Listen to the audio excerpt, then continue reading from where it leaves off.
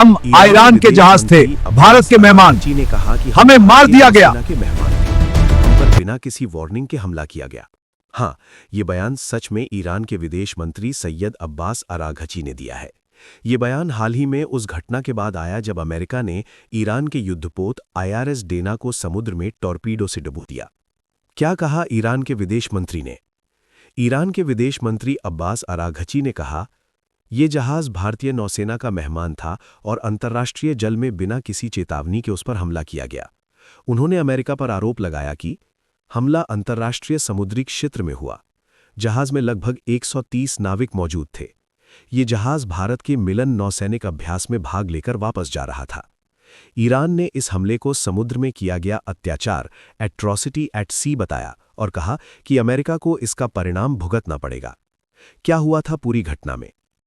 4 मार्च 2026 को अमेरिकी पनडुब्बी ने ईरान के युद्धपोत IRS डेना पर टॉर्पीडो दागा। जहाज श्रीलंका के पास अंतर्राष्ट्रीय समुद्र में डूब गया। इस हमले में लगभग 87 ईरानी नाविकों की मौत हुई और कुछ को बचाया गया।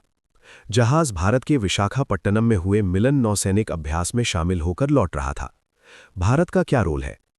जहाज भारत की नौसेना के आमंत्रण पर अभ्यास में आया था, इसलिए ईरान कह रहा है कि वो भारतीय नौसेना का मेहमान था। अभी तक भारत सरकार की तरफ से आधिकारिक प्रतिक्रिया बहुत सीमित रही है।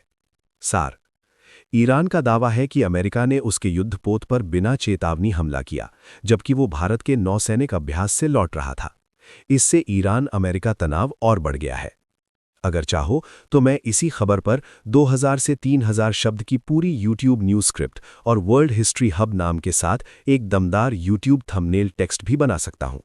2000 से 3000 शब्द की पूरी यूट्यूब न्यूज स्क्रिप्ट और वर्ल्ड हिस्ट्री हब नाम के साथ एक दमदार यूट्यूब थंबनेल टेक्स्ट भी बना सकता हूं।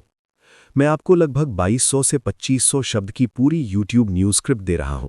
इसे आप सीधे वीडियो में बोल सकते हैं। अंत में थंबनेल टेक्स्ट भी दिया है। अमेरिका ने डुबोया ईरान का युद्धपोत, बड़ा खुलासा, पूरी कहानी। YouTube script, world history hub. नमस्कार दोस्तों, आप देख रहे हैं वर्ल्ड हिस्ट्री हब।